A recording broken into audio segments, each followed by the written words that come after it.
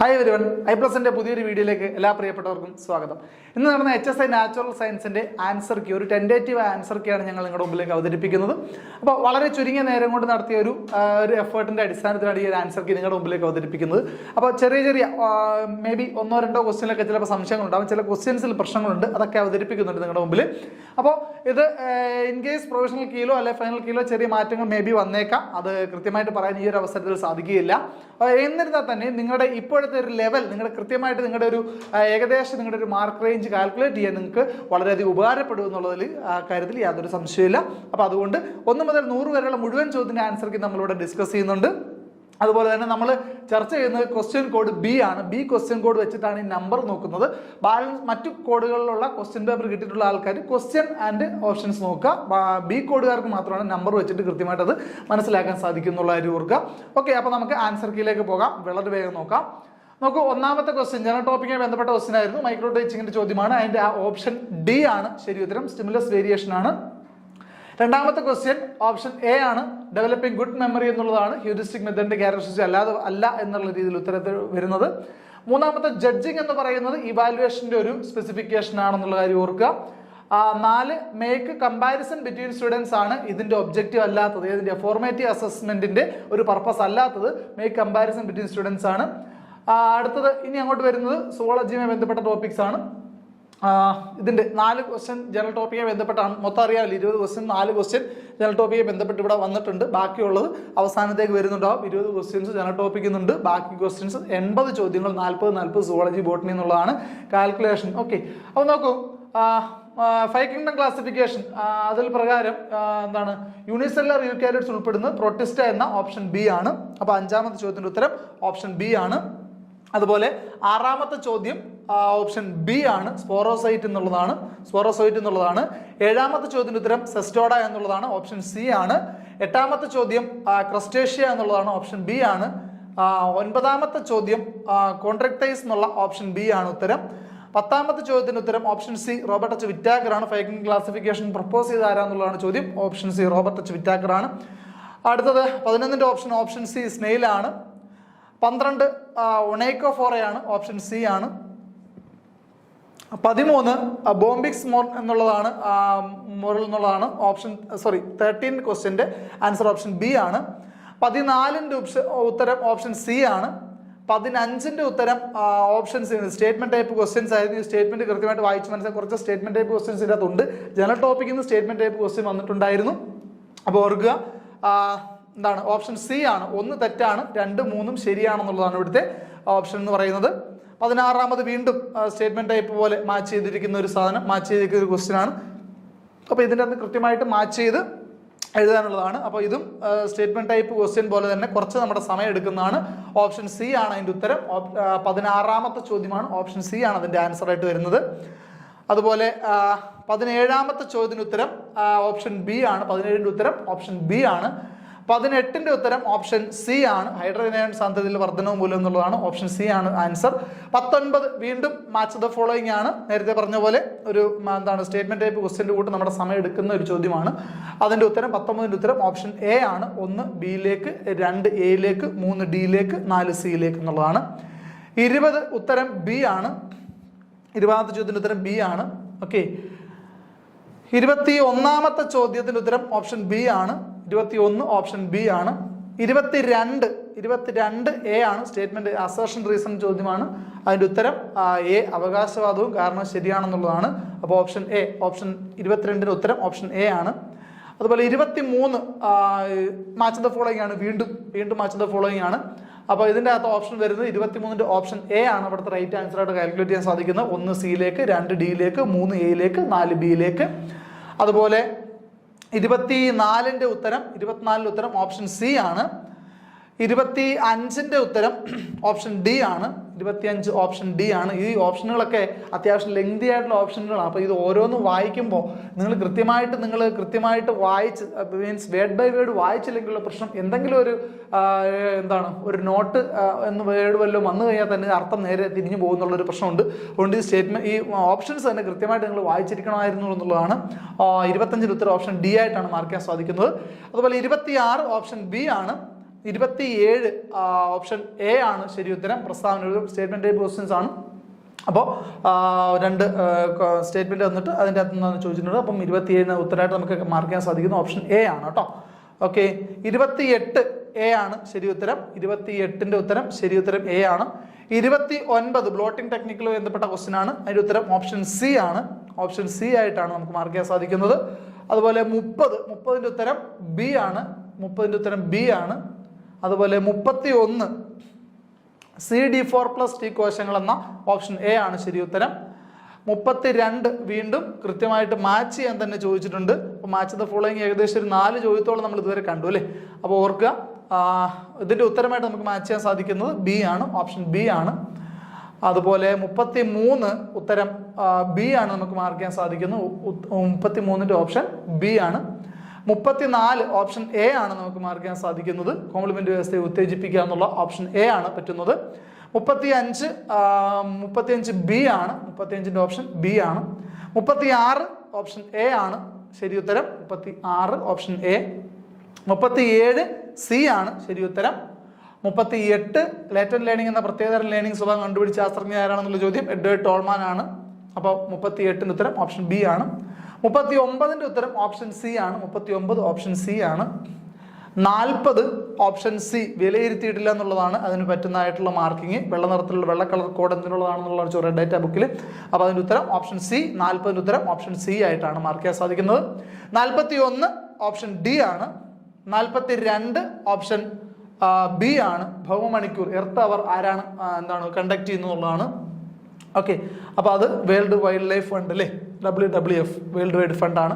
അപ്പോൾ അവരാണ് ഇത് കണ്ടക്ട് ചെയ്തിട്ടുള്ളത്. അപ്പോൾ ഓപ്ഷൻ ബി ആണ്. 42ന്റെ ഓപ്ഷൻ ബി ആണ്.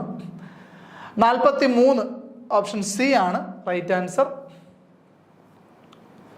44 ഓപ്ഷൻ ബി ആണ്, കെ എന്നുള്ളതാണ്. 45 ഓപ്ഷൻ ബി ആണ്. 46 DNA വൈറസുകളുടെ പുനരുൽപാദനം ഈ കാറ്റഗറി പെടുന്നുള്ളത് ഒരു ചെറിയ പ്രശ്നമുണ്ട്. ഇവിടെ ഓപ്ഷൻ ഡി ഇല്ല എന്നൊരു പ്രശ്നമുണ്ട്. പിന്നെ വേണമെങ്കിൽ മേ ബി നമുക്ക് ഓപ്ഷൻ ബിയും മേ ബി ഒരു ആൻസർ ആയിട്ട് വന്നേക്കാം എന്നൊരു ഒരു സാധ്യതയുണ്ട്. അപ്പോൾ ഓപ്ഷൻ ഡിയിൽ എന്താണെന്നുള്ളൊരു അവ്യക്തത ഇവിടെ ഉള്ളത് കൊണ്ട് മേ ബി ഈ ക്വസ്റ്റിൻ്റെ അവസ്ഥ എന്താവും അറിയില്ല. എന്നിരുന്നാലും മോർ കറക്റ്റ് എന്ന രീതിയിൽ നമ്മളിവിടെ മാർക്ക് ചെയ്തിരിക്കുന്നത് 46 എ എന്നുള്ള ഓപ്ഷനാണ്. ഡി ഓപ്ഷൻ ഇവിടെ ഇല്ലാത്തത് ഒരു പ്രശ്നം തന്നെയാണ്. അപ്പോൾ അതുകൊണ്ട് ഈ ക്വസ്റ്റിൻ്റെ ഭാവി എന്താവും എന്നുള്ള കാര്യം നമുക്കിപ്പോൾ പറയാൻ പറ്റില്ല. ഓക്കെ, 47ന്റെ ഉത്തരം ഓപ്ഷൻ ബി മൈക്കോപ്ലാസ്മസ് ആണ്. 48ന്റെ ഉത്തരം ഓപ്ഷൻ സി ആണ്. 49ന്റെ ഉത്തരം ഓപ്ഷൻ ബി ആണ്. 50ന്റെ ഉത്തരം ഓപ്ഷൻ ബി ആണ്.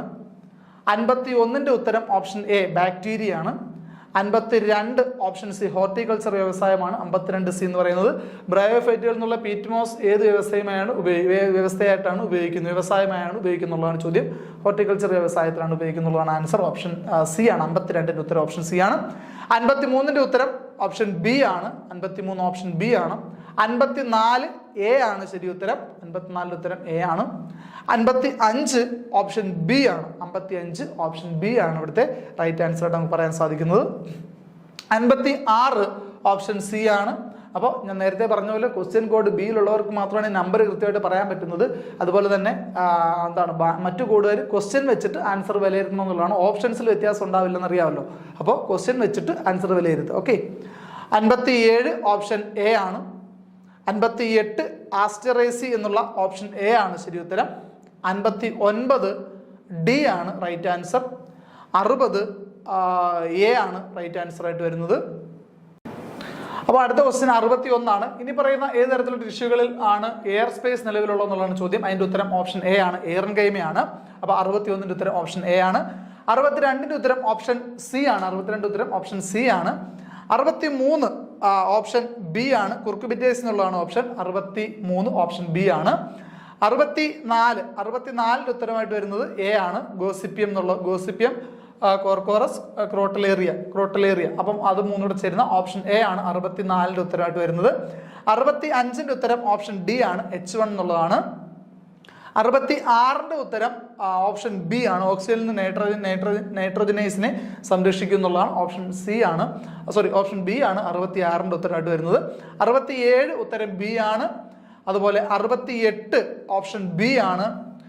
69ന്റെ ഉത്തരം മൾട്ടിപ്പിൾ അലീലുകൾ എന്ന ഓപ്ഷൻ ഡി ആണ് 69ന്റെ ആൻസർ ആയിട്ട് നമുക്ക് ഫൈൻഡ് ചെയ്യാൻ പറ്റുന്നത്.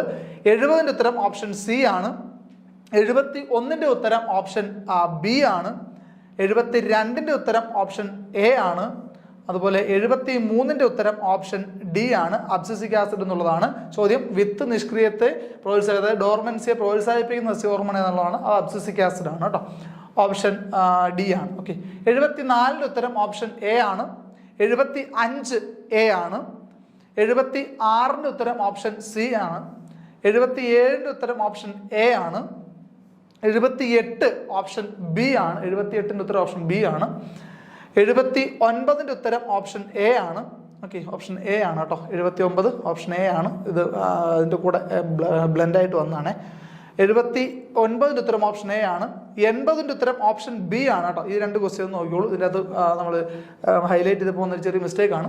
80ന്റെ ഉത്തരം ഓപ്ഷൻ ബി ആണ്. ഓക്കെ, 79ന്റെ ആൻസർ ആയിട്ട് ഓപ്ഷൻ എയും 80ന്റെ ഉത്തരമായിട്ട് ഓപ്ഷൻ ബിയുമാണ് കേട്ടോ. 79 80 79 എ 80 ബി ആണ് കേട്ടോ. അപ്പോൾ അത് മിസ്റ്റേക്ക് ഉണ്ടാകാൻ സാധ്യത ഉണ്ട്, അതുകൊണ്ടാണ്. ഓക്കെ, ഇനി 81ന്റെ ആൻസർ ആയിട്ട് നമുക്ക് മാർക്ക് ചെയ്യാൻ സാധിക്കുന്നത് 81 ബി ആണ്. അതുപോലെ തന്നെ 82 ഓപ്ഷൻ ബി ആണ്. 82 81 ബി ആണ്. 83 എ ആണ്. ദെൻ 84 പ്ലാന്റ് ടിഷ്യൂ കൾച്ചർ മീഡിയയിൽ സൈറ്റോകൈനിന്റെ പ്രധാന പങ്കെന്നാണ് ചെനപ്പുപൊട്ടൽ വർദ്ധിപ്പിക്കൽ എന്ന ഓപ്ഷൻ ബി ആണ്. 84 ബി ആണ്.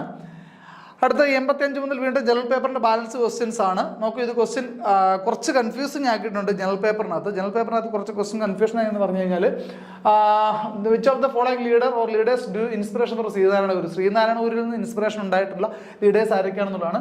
അപ്പോൾ ഡോക്ടർ പൽപ്പു, കുമാരനാശൻ, നടരാജഗുരു ഈ 3 പേരും ശ്രീനാരായണ ഗുരുവിന്റെ ഡയറക്റ്റ് ഡിസിപ്പിൾസ് ആണ്, സ്വന്തം ശിഷ്യന്മാർ തന്നെയാണ്. അതിൽ നിത്യചൈതന്യ യതി എന്ന് പറയുന്നത് നടരാജഗുരുവിന്റെ ശിഷ്യനാണ്. അപ്പോൾ വേണമെങ്കിൽ നമുക്ക് ഓപ്ഷൻ 1, 2, 3 ഇവിടെ ഉണ്ടോ നോക്കുമ്പോൾ അതുകൂടെ ഓപ്ഷൻ സിയിലുണ്ട്. പക്ഷെ നടരാജഗുരുവിന്റെ ശിഷ്യനായ നിത്യചൈതന്യ യതി അദ്ദേഹവും ശ്രീനാരായണ ഗുരുവിന്റെ ഒരു ഇൻസ്പിറേറ്റർ തന്നെ ആയിരുന്നു കേട്ടോ. അദ്ദേഹം ശ്രീനാരായണ സമാജത്തിന്റെയൊക്കെ നടരാജ ഗുരുവിന് ശേഷം അതിന്റെ തലപ്പത്തൊക്കെ ഇരുന്ന് ശ്രീനാരായണ ഗുരുവിന്റെ ആശയങ്ങൾ പ്രപ്പോണ്ട് ചെയ്ത ആൾ തന്നെയാണെന്നുള്ള സ്ഥിതിക്ക് നമുക്ക് ഓപ്ഷൻ ഡി തന്നെയാണ് ഇവിടെ റൈറ്റ് ആൻസർ ആയിട്ട് മാർക്ക് ചെയ്യാൻ സാധിക്കുന്നത്. ഓക്കെ, അപ്പോൾ അത് ചിലർക്ക് ഒരു കൺഫ്യൂഷൻ ഉണ്ട്. കാരണം ശ്രീനാരായണ ഗുരുവിന്റെ ശിഷ്യന്മാരെ പഠിച്ചിട്ടുള്ളതിന്റെ കൂട്ടത്തിൽ നിത്യചൈതന്യ യതിയെ കണ്ടില്ലെങ്കിൽ ചിലപ്പോൾ പലർക്കും ഒരു സംശയം ഉണ്ടാവും, അത് ഓപ്ഷൻ 1, 2, 3 അല്ലേ, അത് ഓപ്ഷൻ ഉണ്ടെന്നുള്ളത് ഒരു കൺഫ്യൂഷൻ ആയിരിക്കും. അതുകൊണ്ട് ശ്രദ്ധിച്ചോണം. അടുത്തത് ഹെൻറി ലൂയിൻ വിവിയൻ ഡെറോസിയെ പറ്റിയുള്ള, ഹെൻറി വിവിയൻ ഡെറോസി അറിയാമല്ലോ, youth Bengal movement, young Bengal മൂവ്മെന്റിന്റെ ആളാണ്. അപ്പോൾ അദ്ദേഹവുമായി ബന്ധപ്പെട്ട ചില പ്രസ്താവനകളാണ്. അപ്പോൾ അദ്ദേഹത്തെ പറ്റിയൊക്കെ ഡീപ്പായ നോളജ് നിങ്ങൾക്ക് ഉണ്ടാവണം എന്നുള്ളതാണ് ഇപ്പോൾ ഇതിൻ്റെ അകത്ത് മനസ്സിലാവുന്നത്. കാരണം ഈ ചോദ്യത്തിൻ്റെ നമ്മൾ അത്രയും ഡീപ്പായിട്ട് നമ്മൾ അദ്ദേഹത്തിന്റെ ജന്മ വർഷമൊക്കെ നമ്മൾ കൃത്യമായിട്ടൊന്നും പഠിച്ചു വെക്കുന്ന ആൾക്കാരല്ല അല്ലേ. അപ്പോൾ അത് കുറച്ചും കൂടി ഡീപ്പായിട്ടുള്ള ഒരു റീഡിംഗ് ഉണ്ടെങ്കിൽ മാത്രമാണ് അതിന് ആൻസർ ചെയ്യാൻ പറ്റുന്നത്. അദ്ദേഹത്തിന്റെ ജന്മവർഷം 1828 ആണെന്ന് പറയുന്നു. അത് 1809 ജനിക്കുന്നത്. അത് തെറ്റാണ്.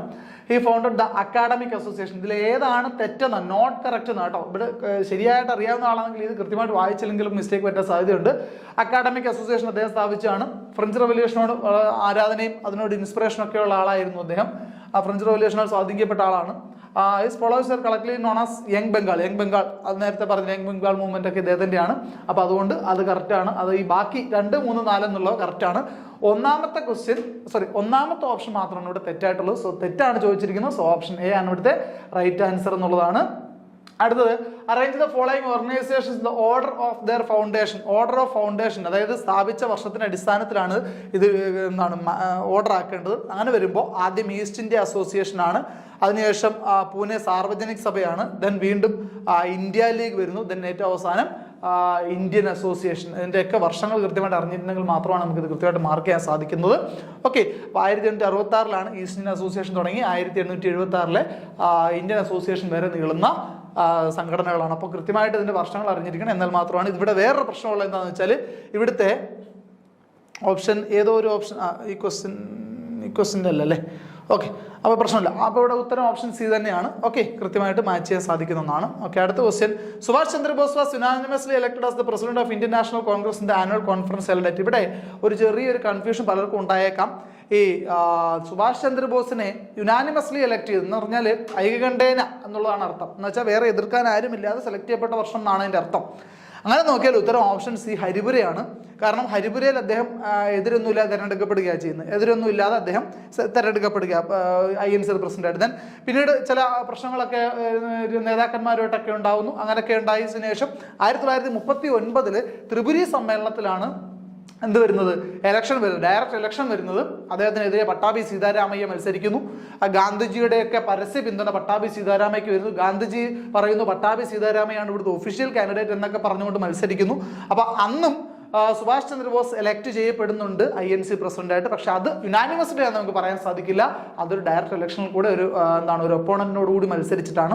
യുനാനിമസ്ലി എന്ന് പറഞ്ഞാൽ ഏകകണ്ഠേന തിരഞ്ഞെടുക്കപ്പെട്ട വർഷം, അതായത് 38. സാധാരണ അതുവരെ 38 വരെ ഇലക്ഷൻ ഒന്നും ഉണ്ടായിരുന്നില്ല, ഒരാളെ അങ്ങ് തിരഞ്ഞെടുക്കുമായിരുന്നു. അപ്പൊ അങ്ങനെ ഏകകണ്ഠേന എല്ലാവരുടെയും കൂടെ അഭിപ്രായം മാനിച്ച് സുഭാഷ് ചന്ദ്രബോസിനെ INC പ്രസിഡന്റാക്കി തിരഞ്ഞെടുക്കപ്പെട്ട വർഷം ഹരിപുരയാണെന്നുള്ളതാണ് നമ്മുടെ ടേക്ക് എന്ന് പറയുന്നത്. ഓക്കെ, അടുത്ത question. During the quit India movement parallel Azad government was established at Ahmedabad ആണ്. ക്വിറ്റ് ഇന്ത്യ മൂവ്മെന്റ് സമയത്ത് ആസാദ് ഗവൺമെന്റ് എന്ന പേരിലൊരു സമാന്തര ഗവൺമെന്റ് ഉണ്ടാക്കിയത് അഹമ്മദാബാദിലാണെന്നുള്ളതാണ്. ഈ നീതി ആയോഗ്, നീതി സ്റ്റാൻഡ്സ് ഫോർ, ഫുൾ ഫോം ആണ് ചോദിച്ചിരിക്കുന്നത്. നീതി എന്നുള്ളതിന്റെ ഫുൾ ഫോം എന്താണ്? National institution for transforming India എന്നുള്ളതാണ് നീതി ആയോഗിന്റെ ഫുൾ ഫോം. അതായത് നീതിയുടെ ഫുൾ ഫോം. ബാക്കി ഇതിന്റെ കൂടെ ആയോഗ് കൂടെ ചേരും. അപ്പോൾ ഓർക്കുക, national institution for transforming India എന്നുള്ളതാണ് ഇതിന്റെ റൈറ്റ് ആൻസർ. ഓക്കെ, അടുത്ത ക്വസ്റ്റ്യൻ ഓപ്ഷൻ എ ആണ് ഇവിടുത്തെ റൈറ്റ്. എല്ലാം ശരിയാണെന്നുള്ളതാണ്. അതായത് പിന്നെന്താണ്, സോളാർ സിസ്റ്റമായിട്ട് ബന്ധപ്പെട്ട അല്ലെങ്കിൽ ടോളമിയുടെ സിദ്ധാന്തം, ജിയോസെൻട്രിക് സിദ്ധാന്തം, ഭൗമ കേന്ദ്ര സിദ്ധാന്തം. അതായത് അദ്ദേഹം പറയുന്നത് ഭൂമിയാണ് സൗരയൂഥത്തിന്റെ കേന്ദ്രമെന്നും ഭൂമി നിൽക്കുകയും ബാക്കിയുള്ള ഗ്രഹങ്ങൾ ഭൂമിയെ ചുറ്റിയാണെന്നാണ് അദ്ദേഹം പറഞ്ഞത്. അപ്പോൾ 1, 2 ശരിയാണ്. Heliocentric system supersede geocentric system. Geocentric സിസ്റ്റത്തിനെ പിന്നാലെ വന്നതാണ് ഹീലിയോസെൻട്രിക് സിസ്റ്റം എന്നുള്ളതാണ് പറയുന്നത്. അത് ശരിയാണ്. ഹീലിയോസെൻട്രിക് സിസ്റ്റം ഡെവലപ്പ് ചെയ്ത് കോപ്പർനിക്കസ് ആണ്. സൂര്യനാണ് സൗരയൂഥത്തിന്റെ കേന്ദ്രം എന്ന് പറയുന്ന തിയറമാണ് ഹീലിയോസെൻട്രിക് എന്ന് പറയുന്നത്. അപ്പോൾ ഈ 4 സ്റ്റേറ്റ്മെന്റുകളും ശരിയാണെന്നുള്ള ഓപ്ഷൻ എ ആണ് ഇവിടുത്തെ റൈറ്റ് ആൻസർ. ഓക്കെ, ദെൻ രണ്ടാമത്തത്, first European power who established trading centre in India. ഇന്ത്യയിൽ കച്ചവട കേന്ദ്രം, വാണിജ്യ കേന്ദ്രം ആരംഭിച്ച ആദ്യത്തെ യൂറോപ്യന്മാരാണെന്ന് വെച്ചാൽ അത് പോർച്ചുഗീസുകാരാണെന്നുള്ളതാണ്. സോ പോർച്ചുഗീസ് എന്നുള്ള ഓപ്ഷൻ ബി ആണ് റൈറ്റ് ആൻസർ. അടുത്ത ക്വസ്റ്റ്യൻ പ്രശ്നമുണ്ട്. The events that contributed to the formation of UN are given below arranged chronologically. യുഎന്റെ രൂപീകരണവുമായി ബന്ധപ്പെട്ട് ഉണ്ടായ കുറെ സംഭവങ്ങളിലെ ക്രോണോളജിക്കൽ ഓർഡറിൽ, അതായത് ആദ്യം നടന്ന സംഭവം വെച്ചിട്ട് അറേഞ്ച് ചെയ്യാൻ വേണ്ടിയാണ് ചോദ്യം. അപ്പൊ അതിന്റെ നമ്മൾ ഓപ്ഷൻ ഇവിടെ നമുക്ക് കറക്റ്റ് ആയിട്ടുള്ള ആൻസർ വരുന്നത് എന്താണെന്ന് ചോദിച്ചു കഴിഞ്ഞാൽ, ആദ്യം അറ്റ്ലാന്റിക് ചാർട്ടർ വരുന്നു, ദെൻ ഡിക്ലറേഷൻ ഓഫ് UN വരുന്നു, ദെൻ മോസ്കോ കോൺഫറൻസ് വരുന്നു, ദെൻ സാൻ ഫ്രാൻസിസ്കോ കോൺഫറൻസ് വരുന്നു. ഇതാണ് ഇതിന്റെ ശരിയായ ഓർഡർ. പക്ഷേ പ്രശ്നം അത് 2 ഓപ്ഷനിലുണ്ട്, എയിലും സിയിലും ഉണ്ട്. അപ്പോൾ ഈ ക്വസ്റ്റ്യൻ മിക്കവാറും മേ ബി ക്യാൻസൽ ചെയ്യാനായിരിക്കാം സാധ്യത. 2 ഉത്തരം ശരിയാണെന്ന രീതിയിൽ ഒരു ക്വസ്റ്റിനെ ഫോർവേഡ് ചെയ്യാനുള്ള സാധ്യത വളരെ കുറവാണ്. മോസ്റ്റ് പ്രോബബ്ലി ഇതിനെ ക്യാൻസൽ ചെയ്യാൻ തന്നെയാണ് സാധ്യത. അത് അതിയെപ്പറ്റായിട്ടൊരു ഓപ്ഷൻ കൃത്യമായിട്ട് വെച്ചതിന്റെ മിസ്റ്റേക്ക് ആണ്. അല്ലെങ്കിൽ ആ ക്വസ്റ്റ്യൻ പലർക്കും മാർക്ക് ലഭിച്ചേക്കാവുന്ന ഒരു ചോദ്യമാണ്. അപ്പോൾ അതൊരു പ്രശ്നമായിട്ട് നിൽക്കുന്നുണ്ട്. അപ്പോൾ 1, 2, 3 ചോദ്യത്തിൽ ഇങ്ങനെയൊക്കെ ചെറിയ പ്രശ്നങ്ങളൊക്കെ ഉണ്ട്, നേരത്തെ നമ്മൾ പറഞ്ഞതുപോലെ.